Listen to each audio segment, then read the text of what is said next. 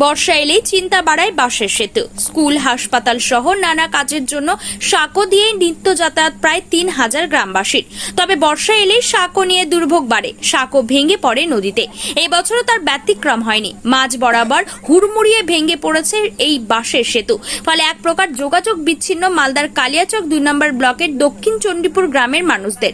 তবে বাঁশের সেতু ভেঙে পড়ায় সংশ্লিষ্ট গ্রাম পঞ্চায়েত থেকে নৌকার ব্যবস্থা করা হয়েছে। প্রাণ ঝুঁকি জেনেও ভরা বর্ষায় ভাগীরথী নদী দিয়ে নৌকা করে যাতায়াত করছেন গ্রামবাসীরা। প্রয়োজনীয় কাজে গ্রামবাসীরা নৌকা করে পারাপার করলেও ছোট ছোট পড়ুয়ারা নৌকো করে স্কুলে যেতে ভয় পাচ্ছেন। গ্রামবাসীরা জানান, ওই পারে রয়েছে বাঙ্গিটোলা গ্রামীণ হাসপাতাল এবং বালুয়াচড়া হাই স্কুল। ফলে হাসপাতালে কিংবা স্কুলে যেতে হলে তারা এই সেতু দিয়ে যাতায়াত করতেন।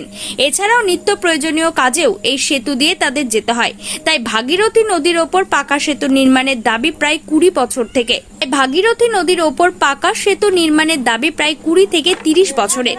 ভোট আসলে প্রতিশ্রুতি মেলে, কিন্তু বাঁশের সেতু এখনো পাকা হয়নি। গত 10 থেকে 12 দিন হলো এই বাঁশের সেতু ভেঙে পড়েছে।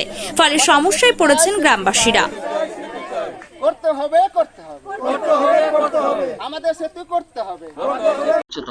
এখন ব্রিজটা ভাঙা গেছে, মানে যাতায়াত হওয়া যাচ্ছে না। নৌকা দিয়েছে, নৌকাতে পার হওয়া যাচ্ছে না।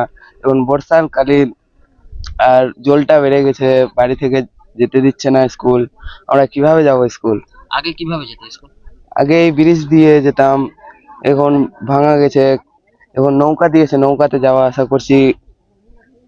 আপনাদের এখন সমস্যা, ব্রিজে পার হতে পারছি না।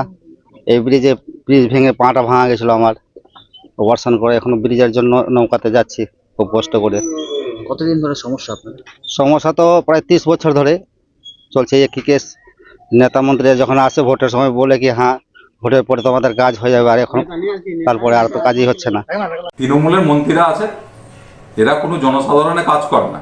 ভোটের সময় প্রতিশ্রুতি দেয়, কিন্তু তারপরেও কোনো কাজ হয় না।